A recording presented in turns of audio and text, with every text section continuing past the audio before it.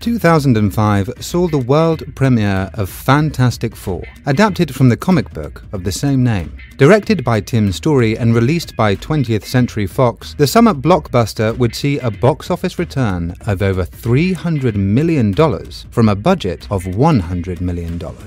As well as the commercial tie-ins and sponsorship from over 60 companies and brands, a planned trilogy was greenlit by Fox the day before release. Despite the hype, the popular casting choices, the huge inbuilt fan base and years of anticipation, reception to the film wasn't particularly great, nor was it completely terrible. The general feeling was that production had been rushed to meet a pre-slated release date, and audience indifference would leave the film struggling to make any significant impact in a cinematic landscape that included Batman Begins, Spider-Man 2, and The Incredibles. Executive producer credit would go to Chris Columbus, the writer of Adventures in Babysitting, Gremlins, The Goonies, and director of Harry Potter, Home Alone, and Mrs. Doubtfire. Columbus was originally attached to direct the Fantastic Four and would later explain how his title on the final cut was ultimately an empty gesture.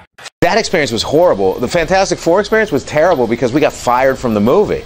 So I had very strong opinions on what that movie should be, and when I met with the original director on the first movie and we looked at where the direction the movie was going, and talking to the other producer, my producing partner, and I said, well, you know, maybe things should change a little bit. We wanted it to be a phenomenal movie. As we left that meeting, we both got a call from the studio saying, we don't need your involvement anymore. We're going to give you an executive producer credit. So I've spent my career apologizing for those two movies because my name is on those movies, but I had nothing to do with them because we were fired. So I never really fully realized my dream of making that great comic book movie, and now they've all kind of been taken and have been done to death. So I've lost it a little bit. Maybe in a few years I'll come back to one of my superheroes and decide to do something. But yeah, Fantastic Four was not a great experience. The timeline of events leading up to 2005 begins back on Tuesday, the 8th of August, 1961. The Fantastic Four Issue 1 would debut, and for 10 cents, readers would meet the world's most intelligent man, Dr. Reed Richards, and his introverted and compassionate fiancée, Susan Storm. Her brother, the impetuous and hot-headed Johnny Storm, and Richard's lifelong friend and spacecraft pilot, the gruff, tough, yet well-meaning Ben Grimm. The foursome travelled into space in an untested rocket ship designed by Richards, looking to beat the Soviet Russians in the space race. The test flight is rushed and unsanctioned. Once in orbit, the quartet are bombarded by mysterious cosmic rays. The autopilot lands the ship back on Earth, but they then find themselves physically transformed, genetically altered, and now possessing remarkable new abilities. Susan can now render herself invisible. Ben has mutated into an orange, rock-skinned, muscular thing with super strength. Reed's body became highly flexible, allowing him to stretch and twist his rubber-like limbs and body into any non-human shape he desires. Johnny's body bursts into flames. He can absorb fire and blaze through the skies at will.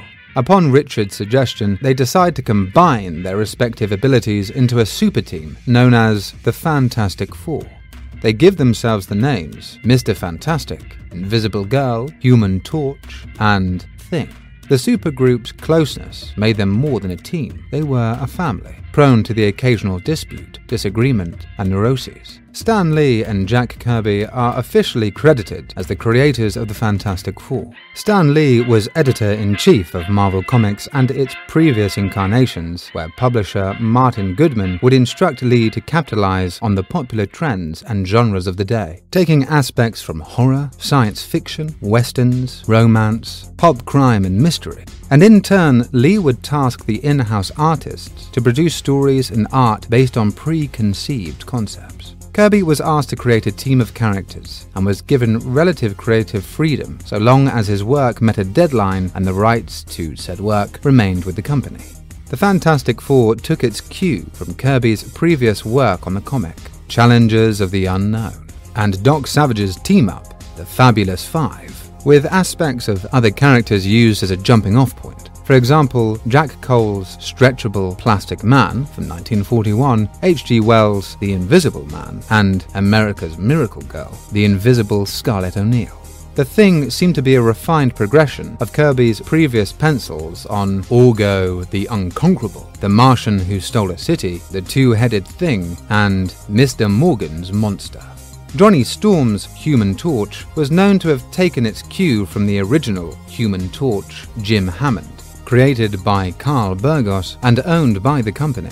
Burgos would forever curse the appropriation of his work and would later erase all existence of his original art in response. In taking minor inspiration and superficial similarities from existing properties, the Fantastic Four became an entirely original concept in its own right.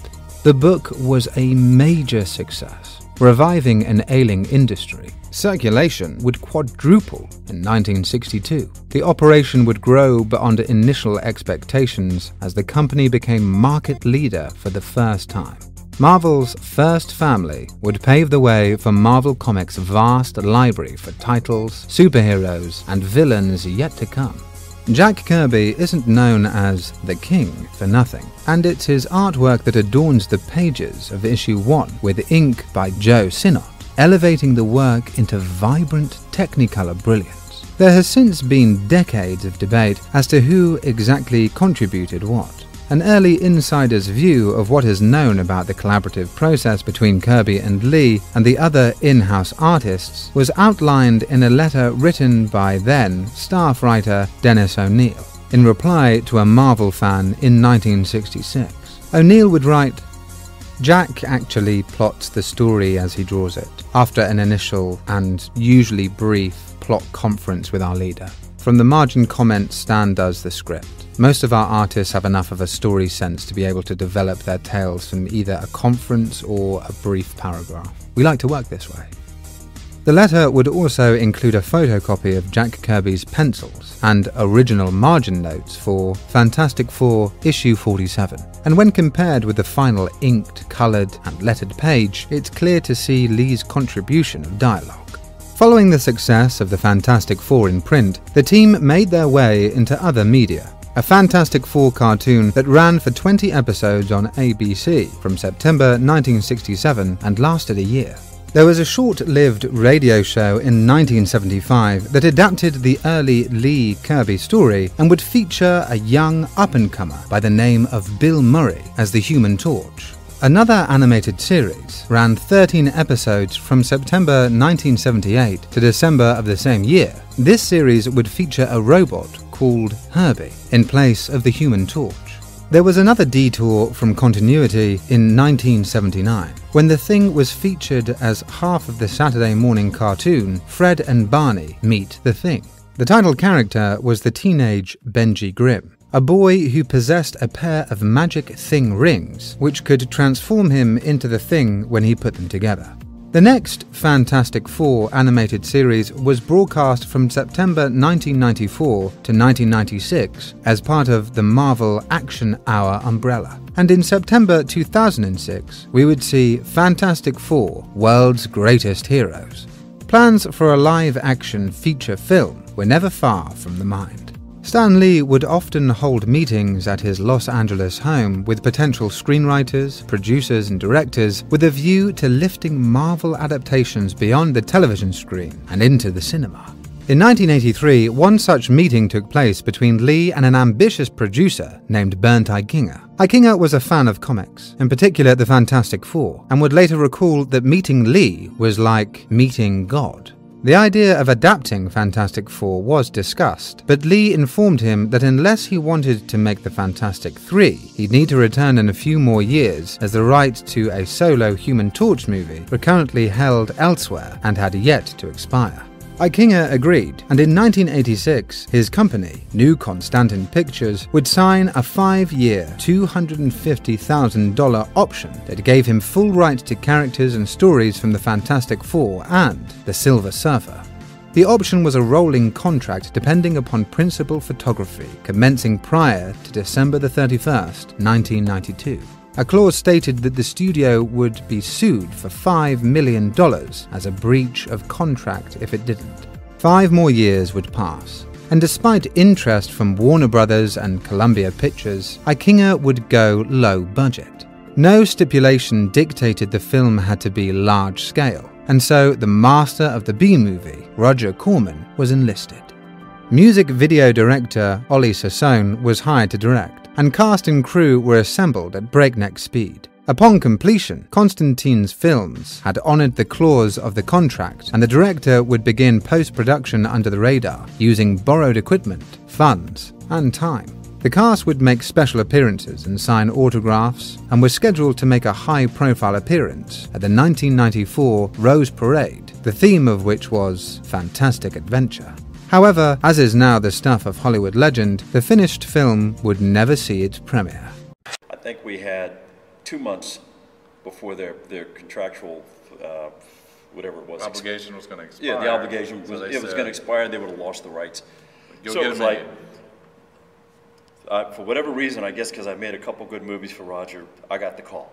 Right. And I was thrilled because I thought, you know, as a kid, I really did like Spider-Man and Fantastic Four. I was more of a Marvel comic book guy than I was DC. I thought, you know, Superman, I could never be Superman, but I could be Spider-Man. Right. That was really the Stan Lee formula, was relatable characters. Exactly. Anybody could become a superhero by an act of God or fate or whatever you want to call it, you know? And I thought, well, gee whiz, those guys I could relate to as a kid. They were more like me than Superman came from another planet. Right, That's exactly. like pretty far out. So anyway, we got the call, goes do the film, and unbeknownst to any of us, we knocked the film out, but the stuff that was important for me as a director, I mean, obviously visual effects were important, but I could see we weren't going to get what we envisioned. But at least we got good performance, we got a good story, the film has a lot of heart, and that was what we went for, and we accomplished that. I just said, look, we're not going to be able to do this like Tim Burton's Batman. We just don't have the budget. We don't have that. We just can't do it. Right. So we have to go off the idea that we're making a movie like this is the 1960s. Right. And what was really popular in the 60s was the TV show Batman and stuff like that. So we kind of thought, look, we can't do the big, dark, brooding, like Gotham. Right. So let's do, so I said, look at the comic book. Once again, go back to the original, and just the style of it, the artwork, everything about it that was the first reality of the Fantastic Four. We said, let's try to at least get something right.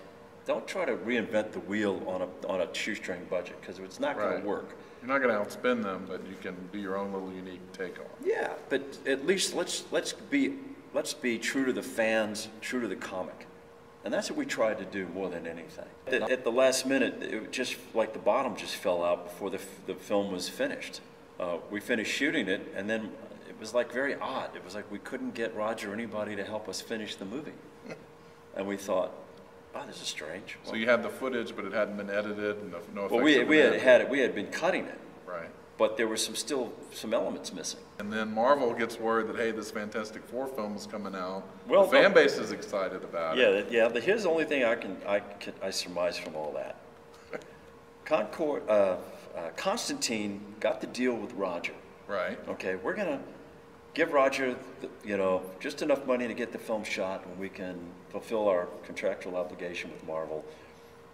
And I think, I'm not certain, but it seems like what happened is that they forgot to put a clause in Roger's contract that he couldn't release the film.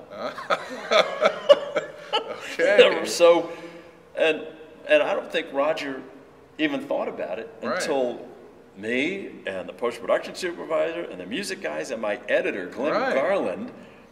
I was on another film at another company, and when the producers from that film left the building, we'd take the reels out of our bag from the Fantastic Four, take the movie I was working on, put the Fantastic Four reels on, and finish the movie. Finish the film.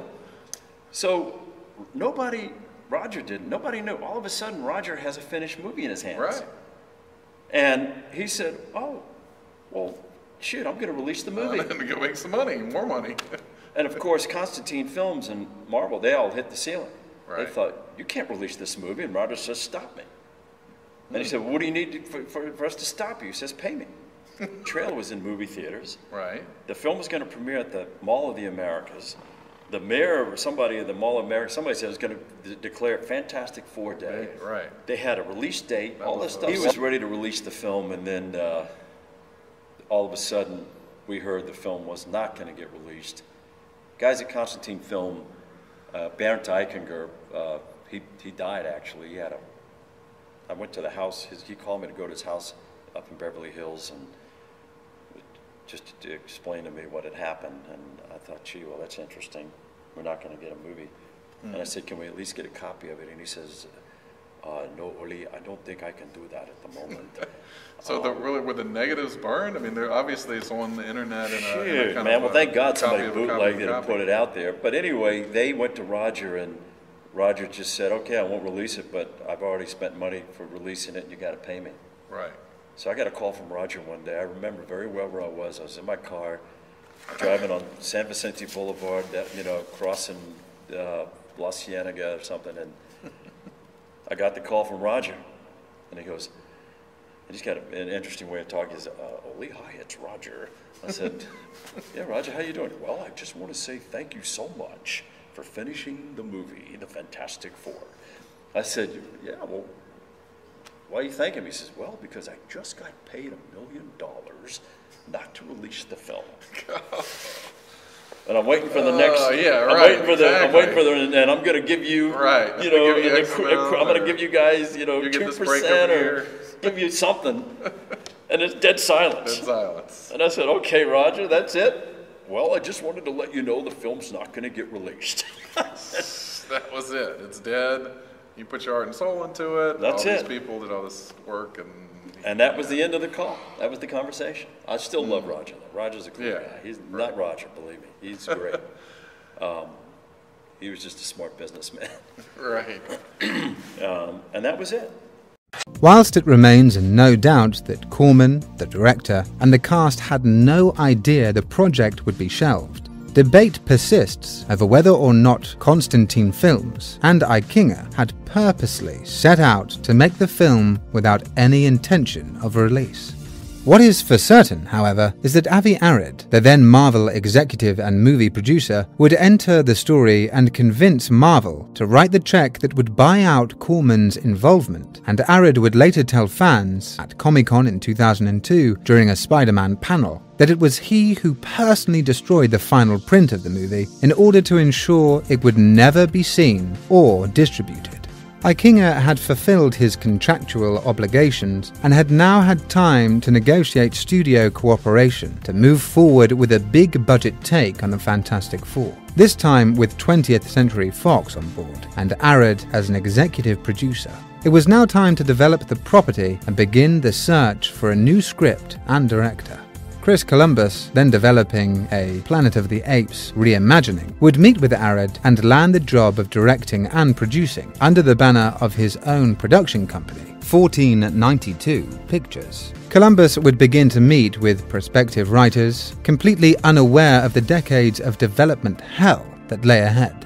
Multi-award-winning American novelist Michael Chabon would later write on his website how he had arrived at the production offices with a copy of Fantastic Four issue 48, wearing a Fantastic Four logo badge pinned to his jacket.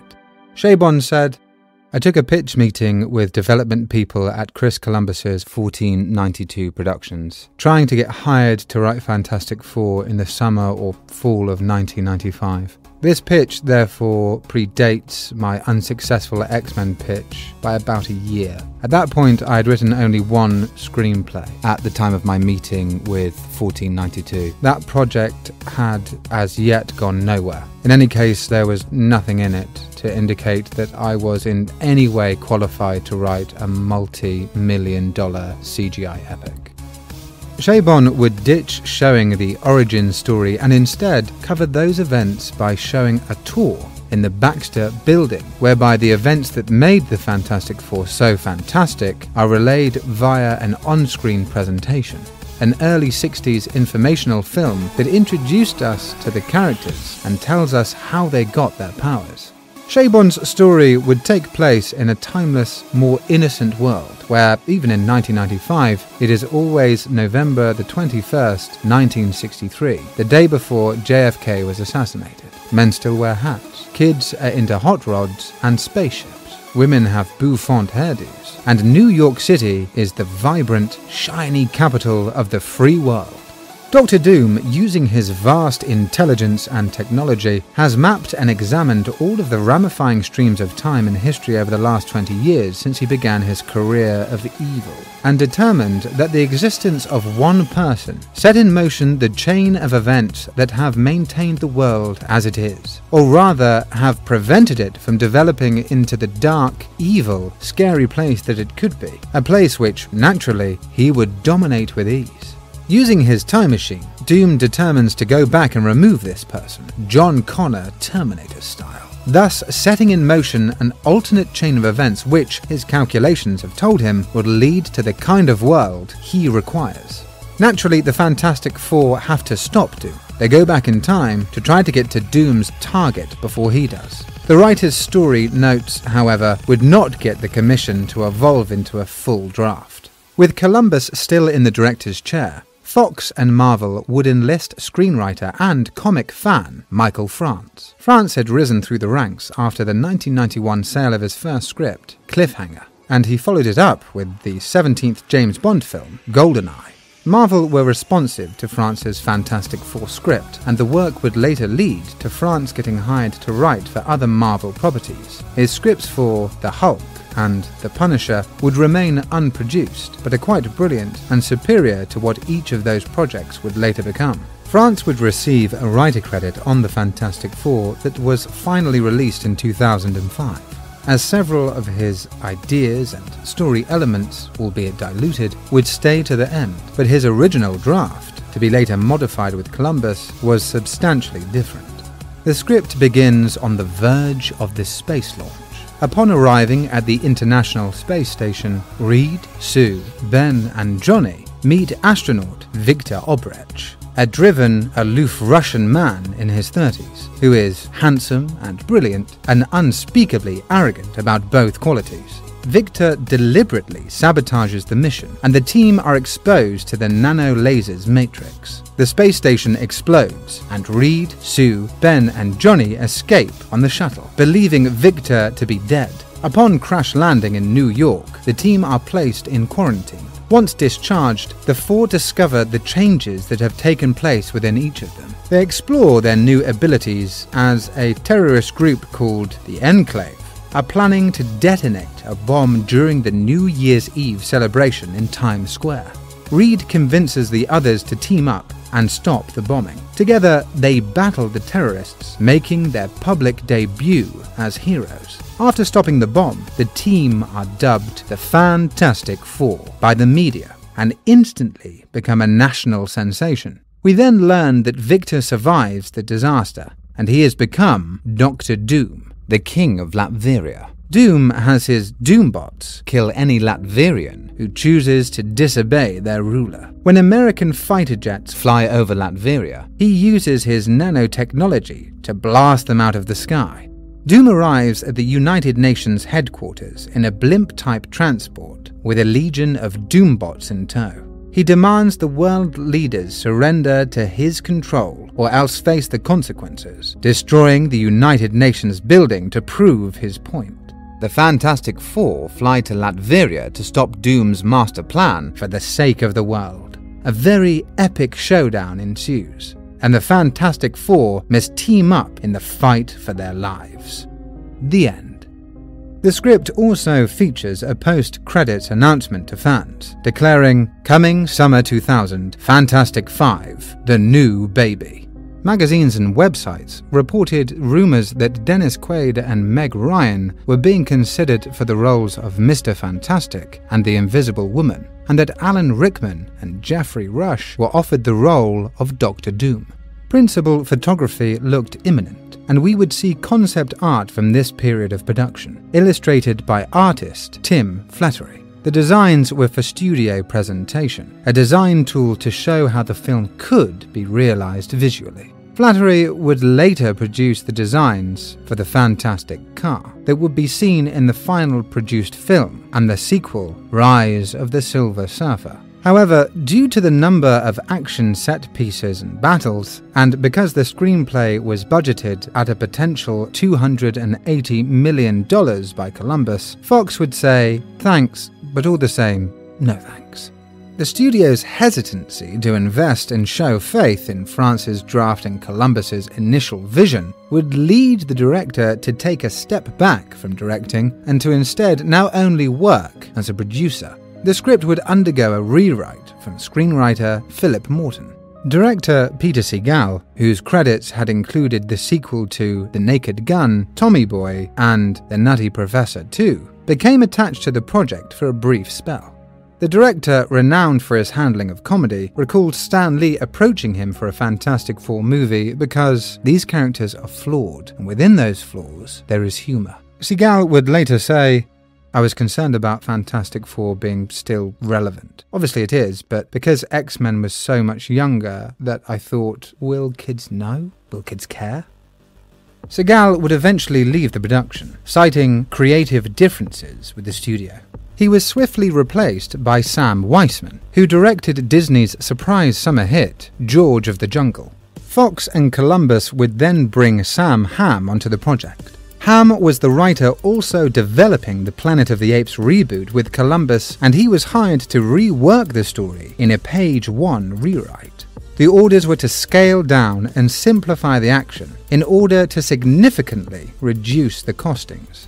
Hamm would say upon completing the assignment that the Fantastic Four are generally a sunnier bunch than Batman. And the fun of doing a team story is that it's really about an extended dysfunctional family. There's an issue of Fantastic Four that I remembered vividly. Reed Richards loses all of their money in the stock market, and they're basically about to be evicted from the Baxter building. And I'm going, holy cow, these guys have to pay rent or they're going to be kicked out of their lair? The notion of comic characters having to deal with petty, real-life issues in addition to alien invasions and supervillains who want to take over the world is what gave them so much flavour, and that's really what we tried to capture. Hamm would use the notion of a financially broke Reed Richards looking to sell half of his company and future designs to fund a mission to Mars.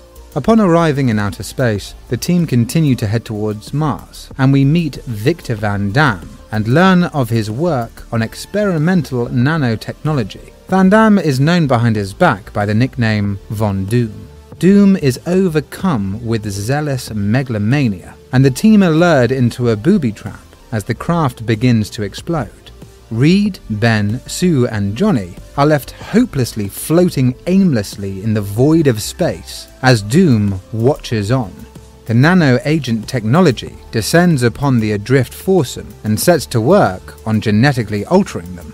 Upon rescue and arrival back on Earth, the team discover their respective abnormalities. The nano-agent technology has bonded with its host agent.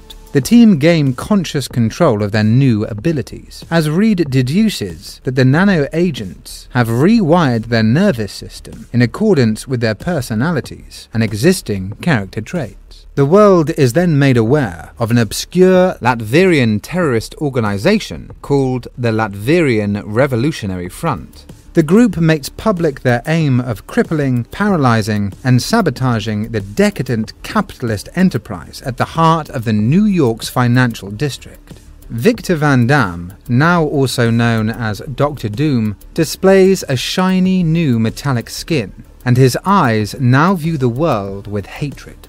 The newly dubbed Fantastic Four take on and overpower the terrorist takeover plot, becoming media celebrities in the process. Dr. Doom is a host for the nanomachines as they develop their own intelligence and effectively possess him, taking over until nothing of Victor's original mind remains. Dr. Doom aims to trap the Fantastic Four so he can harness their powers for himself. His eventual plan is merge with buildings and objects and eventually cover the entire planet. Good versus evil square-off in a final showdown that begins in Times Square. The chrome surface of Doom's skin begins to envelop the city and cover the Hudson River.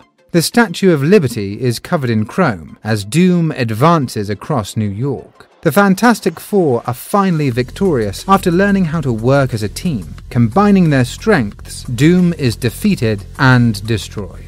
In the final reel, Sue and Reed are married, and everybody is to hopefully live happily ever after.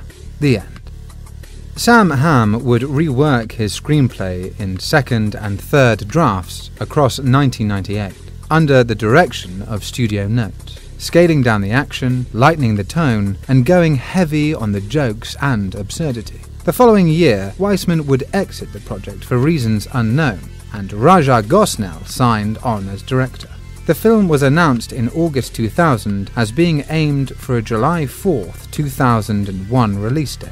Gosnell's filmography up to this point had included Home Alone 3 and Never Been Kissed, and he had previously worked as editor on the Chris Columbus movie 9 Months. The director would pass on the Fantastic Four in favour of making the live-action Scooby-Doo.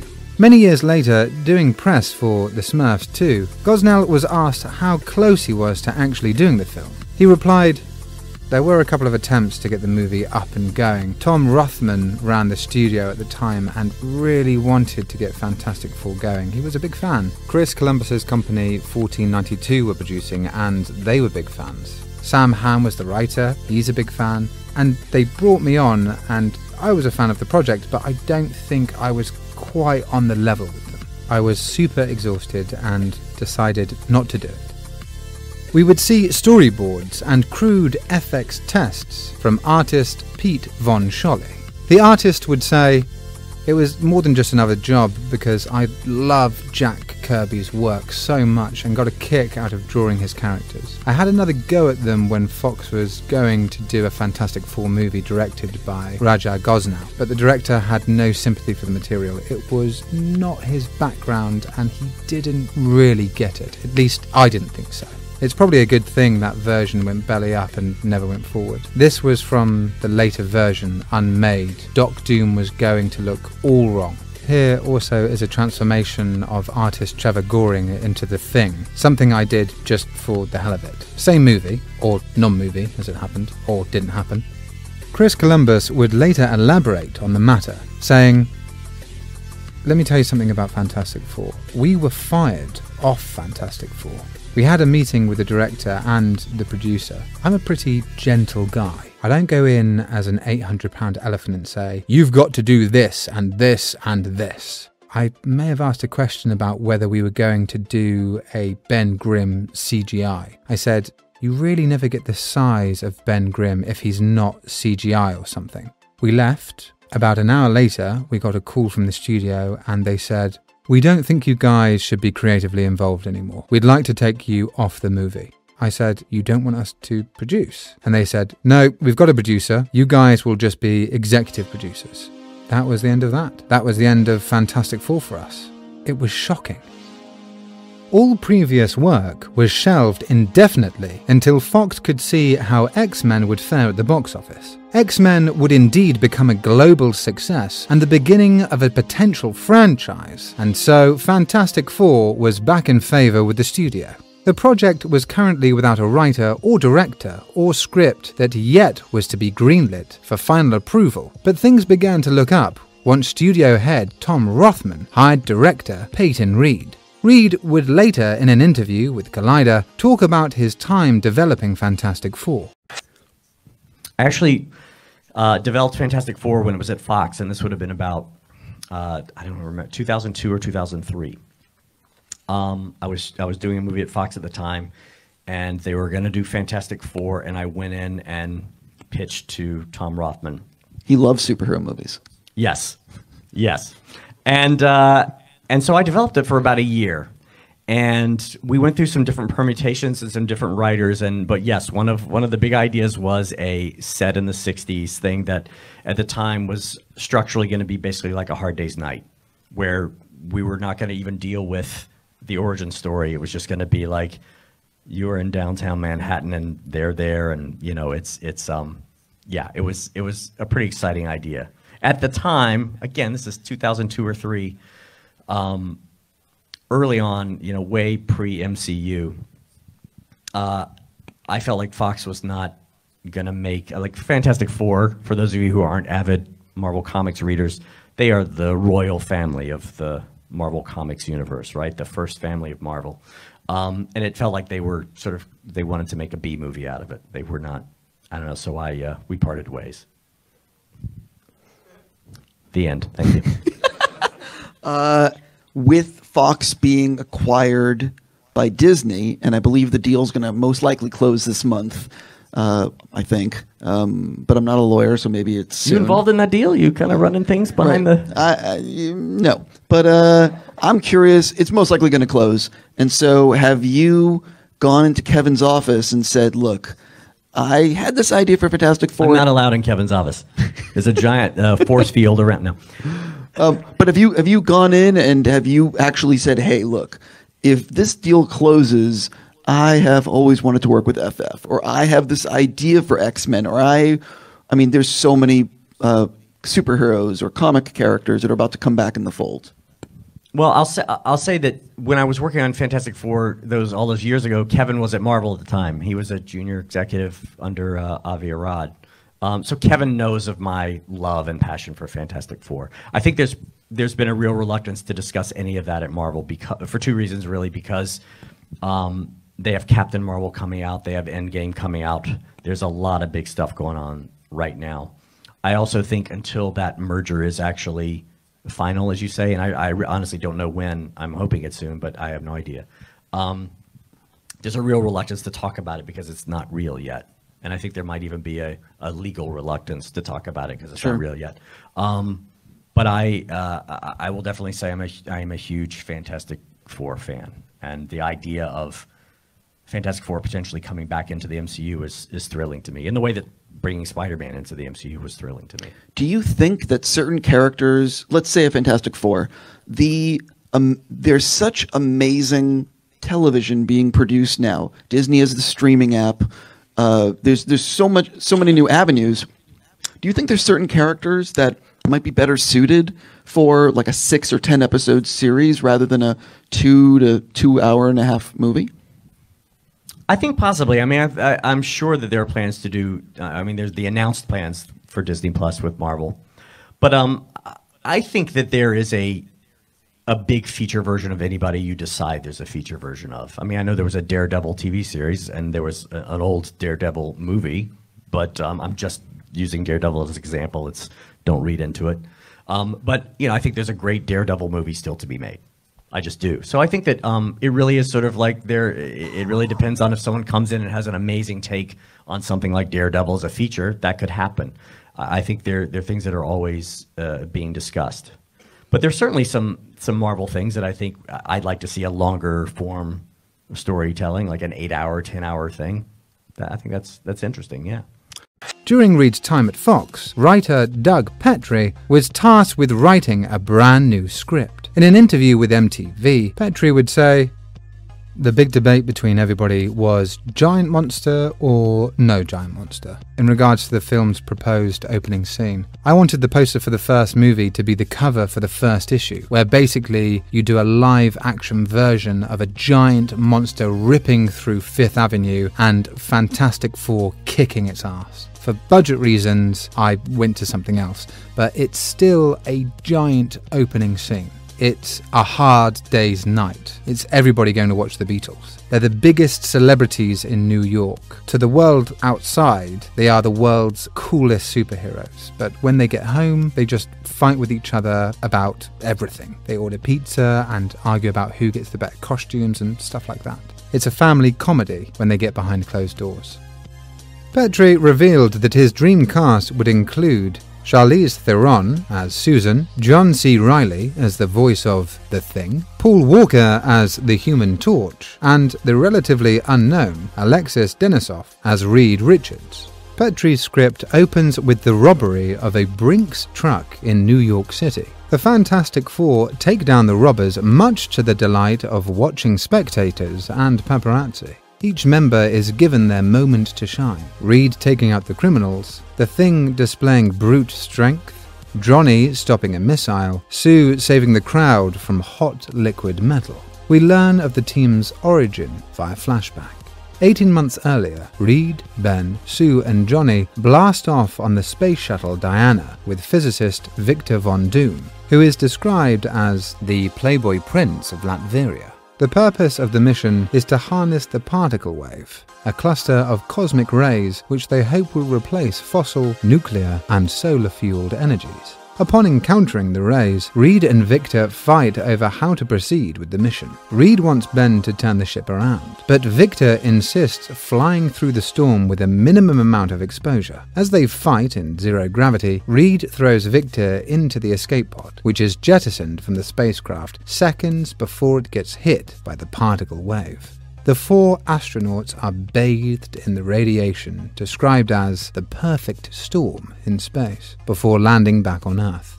Victor goes public by accusing Reed of deliberately exposing the team to radiation by flying into the particle wave. He appeals to Ben, Johnny and Sue, and urges them to leave Mr. Fantastic's controlling nature. The Fantastic Four disband in the wake of the controversy. It is then up to the 4 friends to then overcome their differences and stop their enemy. The final cinematic showdown takes place on the streets of New York, where Victor is defeated and killed. The end. Producer Avi Arad would chime in with his take on the material, going on record to suggest that the Fantastic Four should be developed as a bittersweet sitcom. Around this time, the studio was still willing to listen to prospective pitches from other directors, and this is the point where Sean Astin enters the story. Astin was recently hot again, following Peter Jackson's Lord of the Rings trilogy, and would regale Las Vegas Comic-Con with the story of how he pursued the potential opportunity to get involved despite 2 sticking points. 1, he's never directed a movie, and 2, he wasn't initially familiar with who the Fantastic Four were. I really thought that would be a cool thing to do coming off of Lord of the Rings. And the coolest thing may not be what's cool. Well, no, actually, you guys would appreciate this. The campaign to get the job is what was amazing. There had been many screenplays over years that the studio had developed, including Christopher Columbus had developed a screenplay. Chris Columbus had developed a screenplay.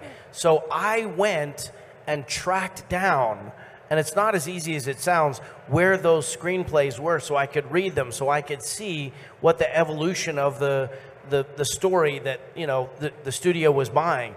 And I found all of those screenplays, and I really tried. I remember calling Chris Columbus, who is just done the whatever Harry Potter, the 5th Harry Potter or something like that, and because he wrote The Goonies, he took my call, and I said, listen, I really want to direct this, not really knowing that he was slated to direct it for a period of time, and he shepherded that. I don't know if he actually wrote the draft that I wanted to look at. I don't think he did, but it was in his control, 1493's control. And he said, well, you know, we had talked a lot about me doing it. And I was like, wow, are you going to do it? And he said, I don't think so, because the version I want to make would cost $200 million. And I'm like, yeah, mine's going to be about $30 million, so give me the script.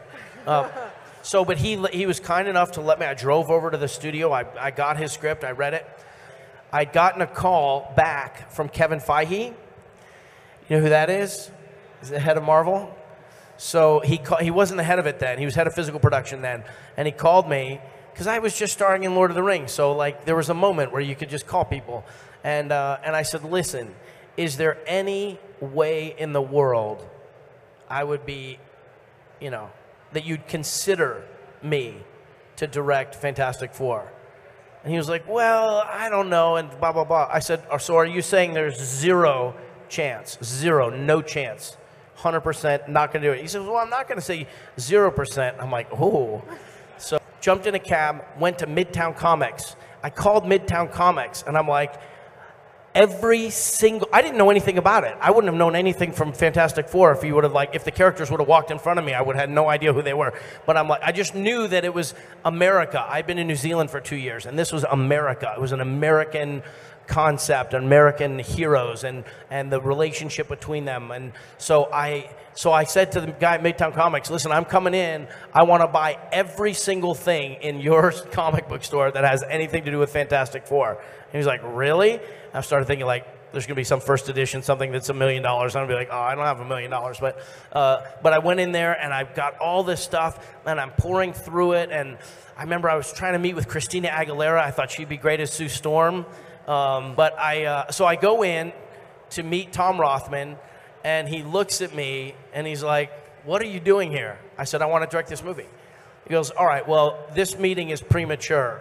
We've ordered another script. It's due in 3 weeks from now. And he said, and I'll let you read it. I said, if I have your commitment, do I have your commitment that I get to read that and have a meeting with you before you set the director? Please, can I have that commitment? He said, I'll give you that commitment. So the next morning, I go in to have my meeting with him, and Tom Rothman says, he says, well, okay. I said, you have the way he did the chit chat, I don't know, whatever it was, but I said, well, do you have a question? And we hadn't even started talking yet. He goes, yeah, how about the big one? Why you? I said, before they'll put some 24-year-old kid in a $100 million fighter plane, they put him in the best simulators ever designed. I said, from the time I was 12 years old, I've been in the best simulators you could possibly have for this kind of thing. And he goes, oh, okay, right? So then we started talking. And I said, well, this is what I think here, and this is what I think there. And then he got up and he started pacing, and he was listening to me, and he was like, but what about this? And we just had like a real creative conversation about what was going on with the story and where they had written. And he was really, he was impressed. He not just impressed like, well, you're an impressive human being, but like the ideas that I was presenting him were impressed in his mind. He liked them. So I got this call. My mom and I were in D.C. We had just been lobbying on Capitol Hill for more funding for National Endowment of the Arts or something. And my phone rings, and I just knew. And I kind of looked down. I open it. Hi, this is whatever. We have Tom Rothman for you. And I go, okay. And he said, Sean, it's Tom. I say, hey, Tom. He goes, I hope you can hear the good in what I'm about to say. And I was like, he goes, when Jake Bloom called me and told me that you had never directed a feature and you wanted to direct Fantastic Four, I told him you were out of your mind. He said, I didn't know you, I hadn't heard of you, you weren't on my radar at all. He said, but I want to tell you something. You forced me to take you seriously as a filmmaker. He said, so you may not have been on my radar before, but you'll be on my radar now. And you know, I said, well, I'll be first in line to watch the movie. So that's that story. Astin's enthusiasm was appreciated, but Tristan Patterson and Mark Frost would write later drafts of the script. Director Tim Story would land the directing gig, and it was ultimately Frost and Michael France who received the written by credit on the final film that would be released in 2005. The sequel, Fantastic Four 2, Rise of the Silver Surfer, would follow 2 years later, and the critical indifference would put a halt to Fox's initial planned trilogy. In August 2009, Fox announced a reboot of the property. Fox retained control of the Fantastic Four movie franchise. Akiva Goldsman, the writer of the Lost in Space remake, A Beautiful Mind, and the Joel Schumacher Batman sequels, was hired to oversee the reboot as producer. Michael Green, the co-producer of TV's Heroes and co-writer of Green Lantern, was hired to write the script. Seth Grahame-Smith would rewrite it, and Jeremy Slater would then go on to write another 10 to 15 drafts of the script, 99% of which would eventually be rejected.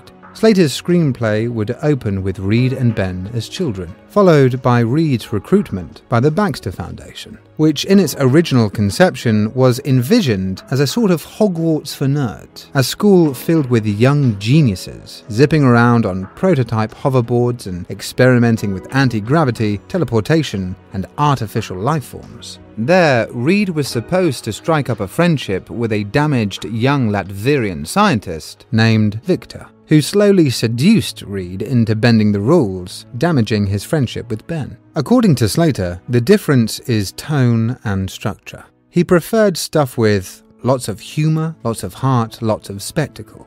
We had Dr. Doom declaring war against the civilized world, the Mole Man unleashing a 60-foot genetically engineered monster in downtown Manhattan, a commando raid on the Baxter Foundation, a Saving Private Ryan-style final pitting our heroes against an army of Doombots, and a post-credit teaser featuring Galactus and the Silver Surfer destroying an entire planet. Slater assumed the need to balance budgets was why his ambitious take on the material was rewritten into oblivion. Writer T.S. Nolan would pen subsequent revisions before the studio hired Simon Kinberg to, at first, polish the screenplay, then to overhaul the script substantially. Matthew Vaughn was brought in to produce, and then 20th Century Fox went on to recruit director Josh Trank. Trank had delivered a hit for the studio in 2012 with his found footage superpowers film Chronicle. In discussing his take on Fantastic Four, Trank would say, "I just kind of jumped to body horror in my head. This movie is really viewing superpowers as a curse." Artist Dave Raposa was hired by Fox in 2014 to work on art and poster design for the proposed reboot. His artwork remained unused, as the eventual publicity shots would go in a more dour, grim direction. Raposa would later say, "At the time, everyone already knew that Michael B. Jordan would be cast as Johnny Storm. Outside of that, I only really knew that the tone was going to be more serious than the previous Fantastic Four movies, but I certainly didn't know what the costumes would look like. But that's okay when you're doing what I'm doing, because really all I need to nail down is the composition and the vibe of the marketing campaign.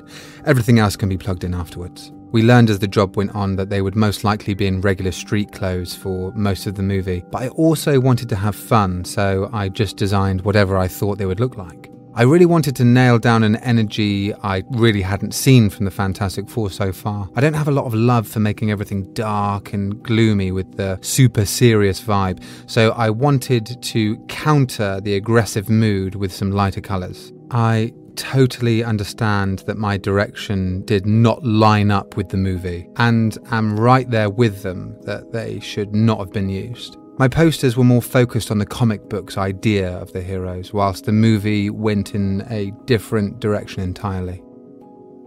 Production on the reboot and its different direction would eventually begin. Famously, the project was fraught with problems, and the day before the film opened, the director tweeted that he had made a fantastic version of the film that audiences would probably never see. A sequel had been originally scheduled to be released on June the 9th, 2017, but was hastily cancelled after the first film's failure and the rights finally reverted back to Marvel Studios. Max Landis, the screenwriter of Josh Trank's movie Chronicle, would reveal his own rejected pitch for a Fantastic Four movie along with the opening 4 pages from his screenplay. The writer would say, "My Fantastic Four was a on-the-run movie. It begins with their origin, which is an illegal Branson-esque space launch where they want to see this thing. They become the biggest celebrities in the world, except then they wreck and they get these horrible powers. The government is hunting them and they split up, and you really get into the dramatics of these people as they're learning to control their powers. So the origin takes place in the first 2 minutes, and then you learn it's a character movie. Reed Richards is indestructible. Sue Storm can control light. Johnny Storm can burn hotter than the sun. The Thing is impossibly strong and you can't hurt him no matter what you do." I thought, what a cool idea that these 4 friends have accidentally become gods. Prior to Trank's movie, back in 2010, Fox toyed with the idea of a crossover movie that would have pitted the Fantastic Four against the X-Men, with appearances from Deadpool and Daredevil. The studio enlisted X-Men First Class screenwriters Ashley Edward Miller and Zack Stentz to pen the script, which saw Johnny Storm go nova while trying to apprehend the villain Molecule Man. Johnny blows a hole in Manhattan and sparks the Superhero Registration Act in response to the carnage. Stentz would give his version of events to Kevin Smith. My ex-partner and I did, when we were working at Fox and working on X-Men First Class, we did a secret movie for them that essentially, I can't tell you what the plot was, but I can tell you that it used all of the characters all of the Marvel characters that Fox had at the time in 2011. It used the X-Men, it used the Fantastic Four, it used Daredevil, it used Deadpool, because again, they were, Daredevil was still at Fox at the time, and it was a really cool freaking script, and we almost had Paul Greengrass directing it, which would have been really cool. But he had another project to do instead. It didn't end up going, but it would have been, it was a script I was really proud of, and it would have been really good. So wait, this was at Fox? This was at Fox Which in like 2011. Really exist anymore, so. Which doesn't really exist anymore, so maybe they won't sue me for revealing, even though I didn't reveal what it was called. And then the other thing that's never going to happen is the version that Ash and I did of the Fantastic Four, which was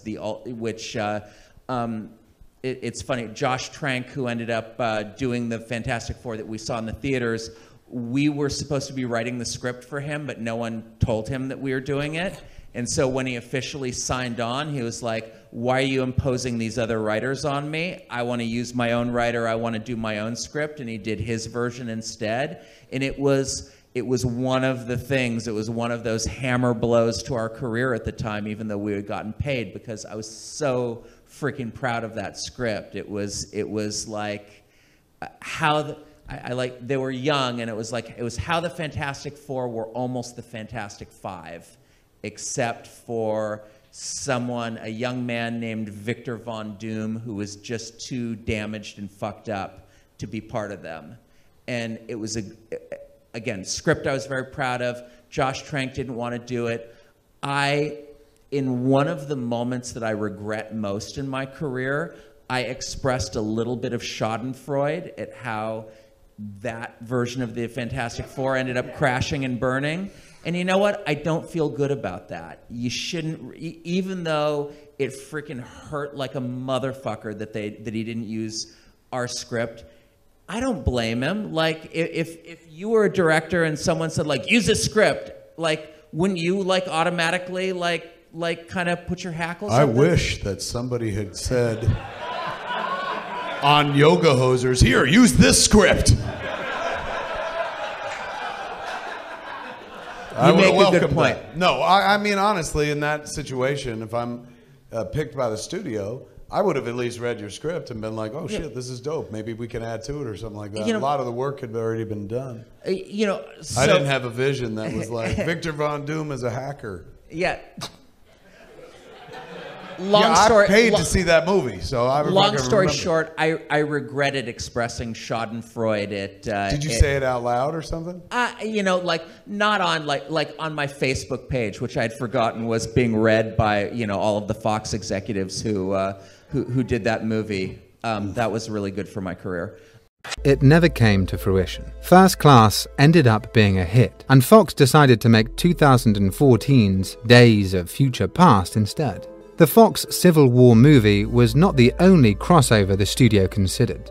It also commissioned a treatment from Superstar Comics writer Warren Ellis for a different X-Men vs. Fantastic Four movie. A second reboot, produced by Marvel Studios and set in the Marvel Cinematic Universe, is currently in early development and due for release in the future.